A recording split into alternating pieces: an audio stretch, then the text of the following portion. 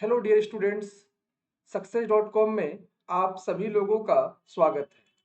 आज मैं आप लोगों से चर्चा करने जा रहा हूं एक बहुत ही महत्वपूर्ण टॉपिक जिसका नाम है मौलिक अधिकार। बच्चों, अगर आप चैनल्स पे नए हैं तो चैनल्स को जरूर सब्सक्राइब करें, क्योंकि यहाँ से आपको कई एग्जामिनेशन हॉल में प्री और मेंस में पूछे जाने वाले तमाम क्वेश्चंस के जवाब आपको प्राप्त होंगे, चाहे वो प्री एग्जाम दे रहे हों या फिर आप मेन का एग्जाम दे रहे हों।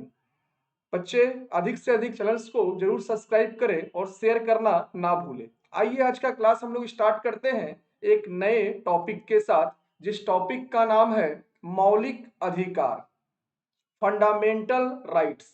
एक बहुत ही महत्वपूर्ण टॉपिक भारतीय संविधान का ये जाना जाता है, क्योंकि हर एग्जामिनेशंस हॉल में यहाँ से क्वेश्चंस आते ही रहते हैं। मूल अधिकार एक ऐसा वर्ड है जो कोई भी लोकतांत्रिक देश हो, याद रखिएगा, कोई भी लोकतांत्रिक देश हो वहां पे मूल अधिकार का अपना ही एक महत्व होता है, क्योंकि हर एग्जामिनेशन हॉल में यहां से आपसे प्रश्न पूछा जाता है। जैसे मान के चलिए कि पहला, मूल अधिकार क्या है, तो याद रखिएगा, कोई भी लोकतांत्रिक देश जहां के नागरिकों को कुछ विशेष अधिकार प्रदान किया जाता है उसे हम लोग मौलिक अधिकार के नाम से जानते हैं। एक ऐसा सिस्टम जिस सिस्टम में पूरी तरीके से हर वर्ग के लोग हर हर वर्ग के लोगों को ये जानकारियां रखनी चाहिए कि मौलिक अधिकार क्या है। देखिए, हमारे व्यक्तिगत स्वतंत्र भारत में कई अधिकारों को दिया गया है जिसे हम मौलिक अधिकार के नाम से जानते हैं। याद रखिएगा, ये मौलिक अधिकार अमेरिका से लिया गया है और भाग 3 के अनुच्छेद 12 से 35, भाग 3 के अनुच्छेद 12 से 35 में मौलिक अधिकार का वर्णन किया गया। खुद संविधान निर्माता डॉक्टर भीमराव अंबेडकर ने यह कहा कि मौलिक अधिकार भारतीय संविधान का सबसे अलौकिक भाग के तौर पर जाना जाता है। मतलब भाग 3 को उन्होंने सबसे अधिक इंपॉर्टेंस दिया, और इसके लिए जो कमिटी काम कर रहा था मौलिक अधिकार के लिए, वो कमिटी के अध्यक्ष के तौर पर सरदार वल्लभ भाई पटेल की मौजूदगी थी। सरदार वल्लभ भाई पटेल ने भारत के तमाम लोगों के लिए एक ऐसा अधिकार, चूंकि हमको मालूम है कि जिस दौर में भारत स्वतंत्र हुआ, हम जानते हैं कि भारत में एक महत्व भूमिका रह रही थी कि भारत में अशिक्षा और अशिक्षित लोगों की संख्या अधिक थी। तो भाई, हर व्यक्ति तक ये पहुंचाना कि आप अपने देश में आजाद हो चुके हैं और आपको ये अधिकार दिया जाता है, तो इसके लिए लिखित तरीके से संविधान का होना और मौलिक अधिकार के बेसिक रूप का होना बहुत जरूरी था। इसलिए यहाँ पे मौलिक अधिकार के लिए स्पेशल एक कमेटी बनाई गई संविधान सभा द्वारा, जिसके अध्यक्ष के तौर पर वल्लभ भाई पटेल रहे। मौलिक अधिकार मुख्य तौर पे जब आरंभ हुआ था तो याद रखिएगा, इनकी संख्या 7 थी। मूल अधिकार की संख्या जो थी वो 7 थी, लेकिन एक अधिकार, संपत्ति का अधिकार, जिस संपत्ति के अधिकार को अनुच्छेद 31 और 19F में रखा गया था।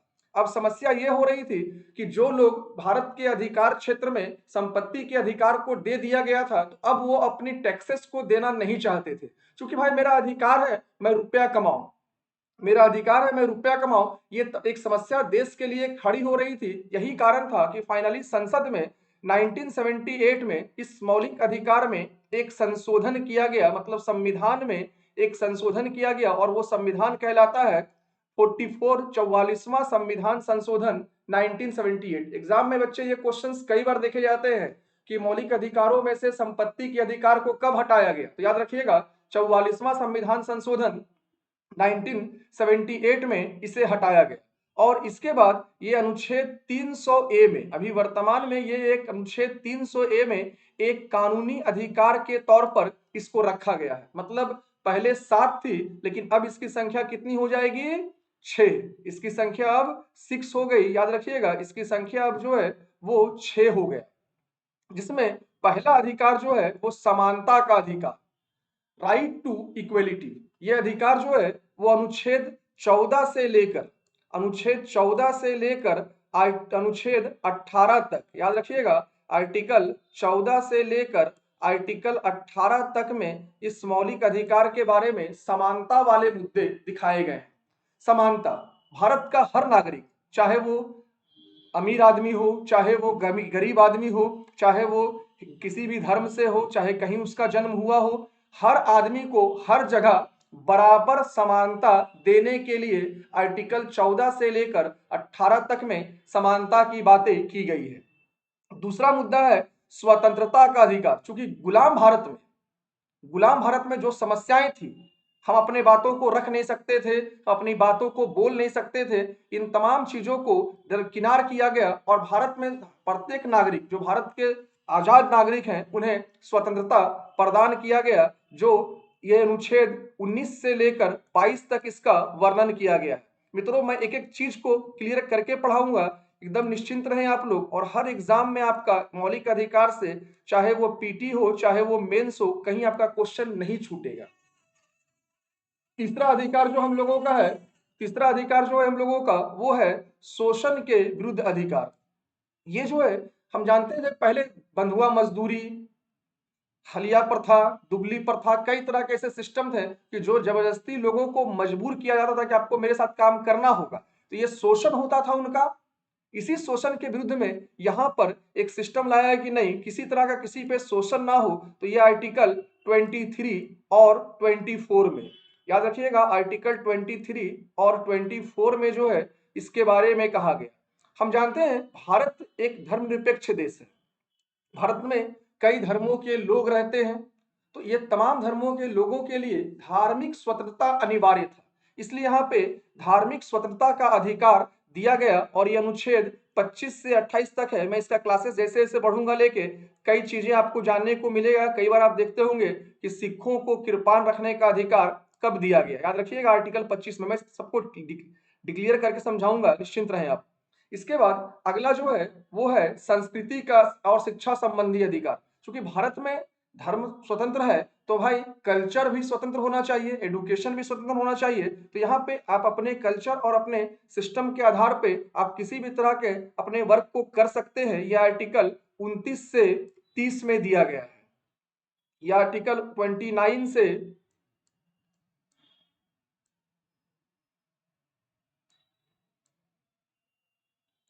30 में दिया गया। अगला हमारा है संवैधानिक उपचारों का अधिकार। यह आर्टिकल 32 से 35 हम लोग चर्चा कर चुके हैं कि भाई 31 में संपत्ति का अधिकार था, तो ये 32 से 35 में दिया गया है। वीडियो पर लगातार बने रहे और मेरे क्लासेस को लगातार देखते रहे। हर क्लास आपके लिए बेहतरीन होगा। हम लोग अगली क्लास में 1 बाय 1 तमाम चीजों को लेकर आएंगे। हम आज इंट्रोडक्शन दे देते हैं, क्या है समानता। समानता क्या है? समानता, इसका सीधा सा मतलब है कि प्रत्येक व्यक्ति, चाहे वो सामाजिक तौर पे हो, चाहे वो आर्थिक तौर पे हो, चाहे वो राजनीतिक तौर पे, सब लोगों को आसानी से एक ही मीडियम में, एक ही माध्यम में रखा जाए कि वो भारतीय है, वो भारतीय है। और भाई अमीर आदमी है, बड़े आदमी हैं या बड़े व्यक्ति हैं, उससे कोई मतलब नहीं है। कोई गरीब भी है, कोई निम्न भी है, तो उनके साथ उनकी बराबरी अधिकार के तौर पर देखा जाता है। और ये आर्टिकल 14 से लेकर 18 तक इसकी समानता की बातों को किया गया है। बच्चों, वीडियो कैसा लगा जरूर बताएं। आप क्लासेस को लगातार देखते रहें और मैं उम्मीद करता हूं आपकी क्लासेस इसमें बेहतरीन होगी। और आप लोग कमेंट जरूर करें, अगर कुछ सुझाव हो तो अवश्य दें। जय हिंद, जय भारत मित्रों।